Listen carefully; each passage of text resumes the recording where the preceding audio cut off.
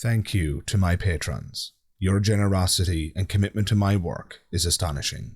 I sincerely appreciate it. It's disgusting, Dinesh, and you should hang your head in shame. You know, this series is called The Most Annoying Religious People. I could think of another adjective that I could use to describe you, Dinesh, but in the interest of preserving my monetization and in the interest of not offending half of my audience, I'm going to spare some of the four-letter words that are germinating in my brain, but I think you can figure out what I'm thinking about, dear listener.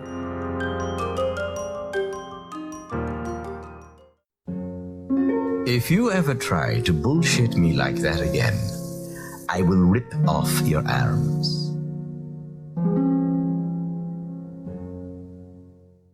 Hey everybody, Magic Skeptic here, and don't worry, the video is about to begin. I just wanted to make you aware of my Patreon. So guys, for as little as £3 per month or as much as £50 per month, you can support my mission here on my channel, The Magic Skeptic. And so if you want to gain access to all sorts of bonuses and extras, including things like downloadable episodes of my podcast that are ad-free and audio-only that you can listen to on the go, or perhaps you want to have a question answered in a monthly video, or, you know, better still, maybe you want to sit down and have an actual Skype call with yours truly, Magic Skeptic.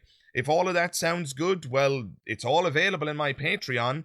As I said, for as little as £3 per month or as much as 50, you can gain access to a plethora of bonuses and extras. And so if that sounds good, you can check out the link to my Patreon in the description below. I hope to see you there. Hey everybody, Magic Skeptic here, and you're all most welcome to episode 2 of The Most Annoying Religious People. Up for the chopping block today is none other than Christian apologist and political commentator Dinesh Dsouza. And Dinesh has been chosen because he is really freaking annoying. So without further ado, I'm going to dive right in, and you will realize in very, very short order how frustrating this guy is. And you know what? It wouldn't even matter if he was annoying, but the fact that this guy has the reach and the relevancy and the audience that he does makes it all the more frustrating. How anybody ever bought any of this guy's BS is beyond me. But look, I'll allow you to be the judge. Maybe I'm just missing the nugget of wisdom that resides within his rhetoric. I don't happen to think I am, but you, dear listener, can be the judge. Let's dive right in. I hope you enjoy it. And around that same time, we began to see a remarkable phenomenon, which is to say, something that's been called the new atheism. Now, this was kind of odd because we've had, you've had atheists and skeptics in Western culture for a long time. But what was remarkable about this new thing, and this new thing is still with us, it hasn't stopped, is that this new atheism represented by Hitchens, the Oxford biologist Richard Dawkins, there's now about 30 of these guys. But if you listen to them, their behavior is extremely odd. In other words, I would describe them as missionary atheists. They're actually evangelical atheists. I don't actually disagree, but what's strange is the way Dinesh phrases this, it's as though he thinks that this is wrong-headed of atheists. And I don't agree at all. There's nothing wrong with going out and trying to win converts to your movement. All that matters is the methodology. I'll tell you one striking difference between so-called missionary atheism and what people on your side of the camp do, Dinesh. And here it is. You will never see atheists go into hospitals and try to encourage people into an atheistic worldview on their deathbed. How disgusting would that be? And yet that is exactly what religious people do around the world. Hey, listen, it's okay that you're dying. If you just welcome Jesus into your heart in your final moments, you won't burn in hell. How dare you, Dinesh, suggest or imply, even implicitly, that missionary atheism is somehow a negative thing. Missionary atheism takes the form of things like my YouTube channel. I'm out there promoting atheism. Of course, I'd rather people see the error in their ways and renounce their faith and become a non-believer, because that's what the evidence suggests. But I'm never going to visit somebody on their deathbed to try and convince them of that. I'm going to put out my videos and appeal to people's rationality and their reason and hope that they see the light. I'm not going to threaten them with starvation, right? What do I mean? There are so many Christian and, more broadly, religious charities that force hungry people to listen to a sermon before they give them their sandwich. I mean, are you kidding me? No, when atheist charities go out there and they help the weak, the needy, and the poor, they go out there and they just do it. They don't force them to sit down and listen to a Christopher Hitchens gospel. They don't make them watch a Magic Skeptic video. They just fucking feed them, right? So if you're going to suggest that missionary atheism is to one extent or another laughable, ugly, or immoral, I'm afraid the reason you're doing so is because you've learned what missionary behavior looks like from your side of the camp, Dinesh, because us atheists, we hold ourselves to a higher standard. Perhaps it's time that you raised your own.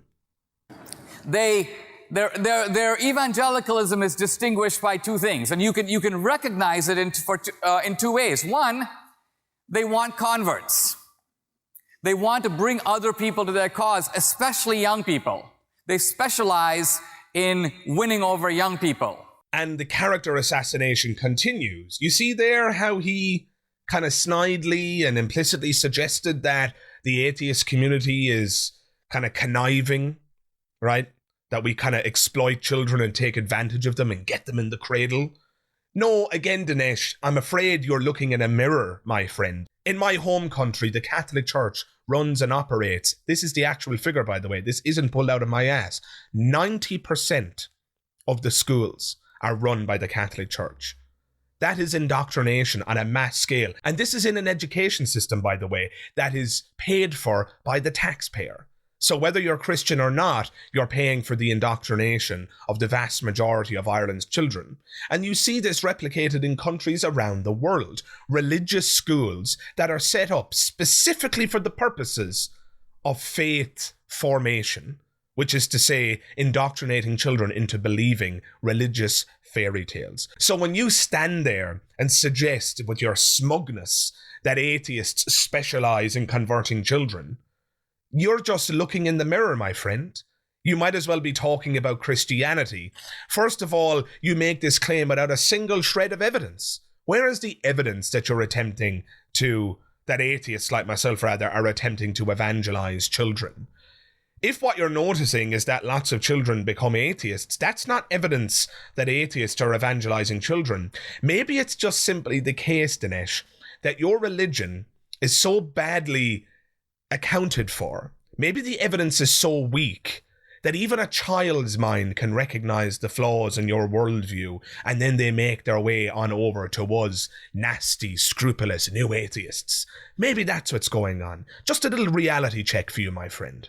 The other thing is, the reason you know that they're missionary atheists is that if they were just unbelievers, then you would think that they wouldn't bother too much about it. Why write books like The God Delusion? God is not great. If they didn't believe in God, if they thought God was a myth, it would be similar to you or I believing that unicorns are a myth.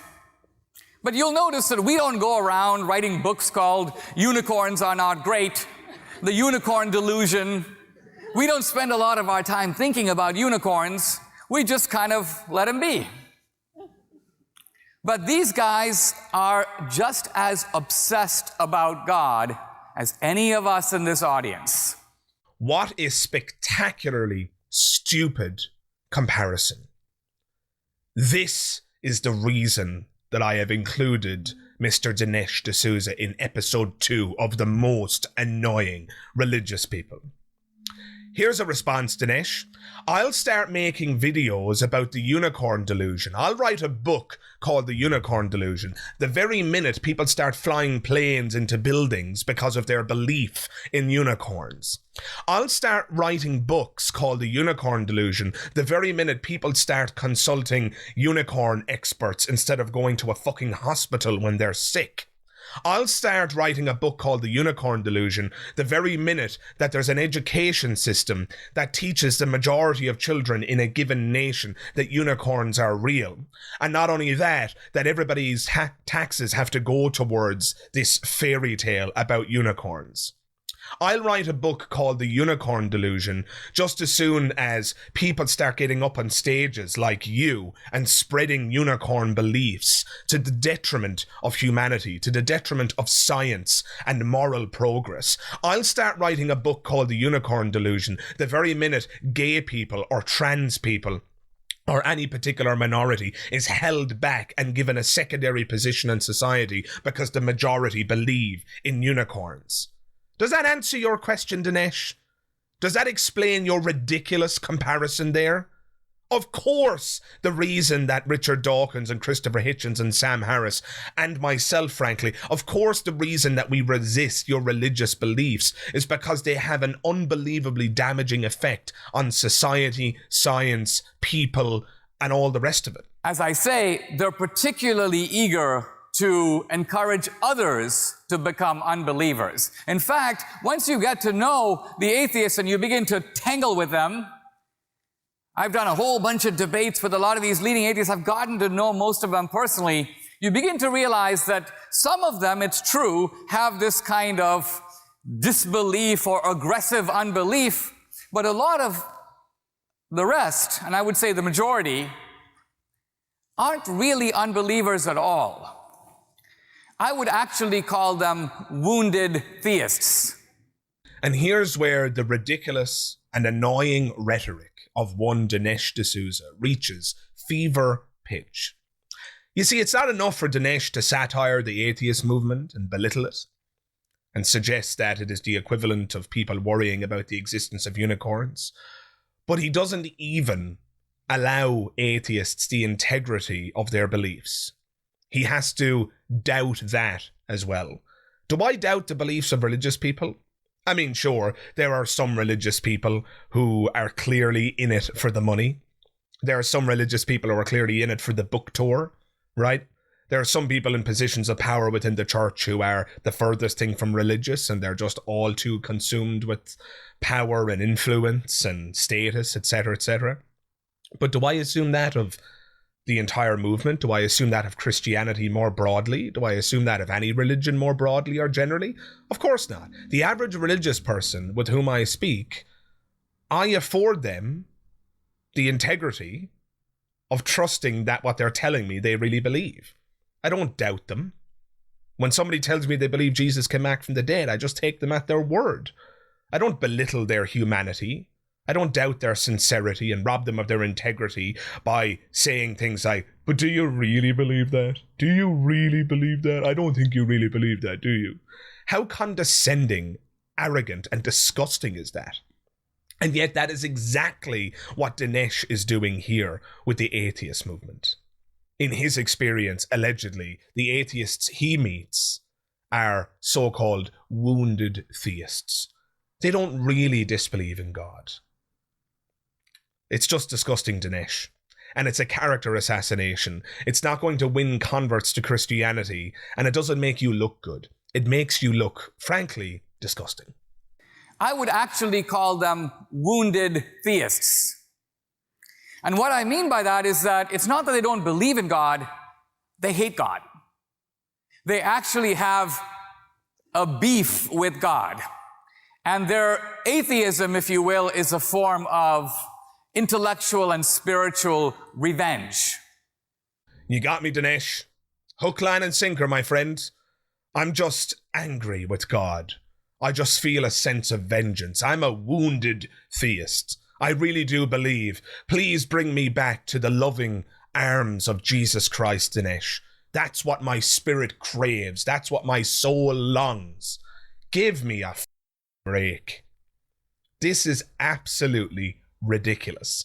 And please notice, dear listener, that I could do the exact same thing. I could say in a disgusting, presentation that, well, in my experience, there are no real theists, only lapsed atheists, people who have been, wounded by their reality. The world has dealt them a shitty hand, and so they just need some kind of religious comfort. They don't really believe in God. They want to believe in God, but only because their life is difficult and because it's brought great pain to their door. You see how I can do the same thing? Is it persuasive, dear listener? I don't think so. Is it disgusting? Absolutely. Does it get us anywhere? Not at all. But this is what you get from people like Dinesh Dsouza. What else can I say? I remember a very revealing moment. Often I would do these debates with Hitchens, and we would sit around afterwards and we would talk. And at one point, he made the comment, in fact, he was kind of joking with me, and he made the comment, he said, Dinesh, I've just gotten back from North Korea. He goes, you might be happy to know I just met God. And I'm like, what are you talking about? He goes, his name is Kim Jong-il. He's a tyrant.